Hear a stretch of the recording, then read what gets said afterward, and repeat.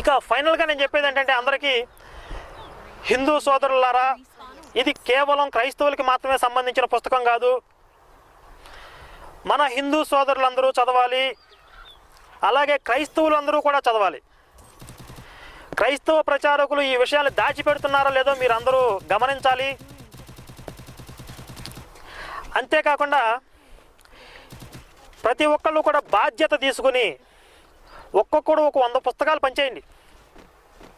ఈ జీవితంలో మనం చేసే ఒక గొప్ప పని ఏమిటంటే, ఈ పుస్తకాన్ని ఒక 100 మందికి పంచితే ఇది ఒక మనకు గొప్ప అచీవ్మెంట్. ఇది ఒక చరిత్ర, భారతదేశంలోనే ఒక అరుదైన చరిత్ర. ఈ చరిత్రలో అందరూ భాగస్వాములు అవ్వండి. ఈ పుస్తకం మనకు ఒక ఆయుధం, మన ఇంట్లో ఉంటుంది, ఎప్పుడో ఒకసారి ఉంచుకోండి. ఏదో ఒక సందర్భంలో అవసరమైద్ది.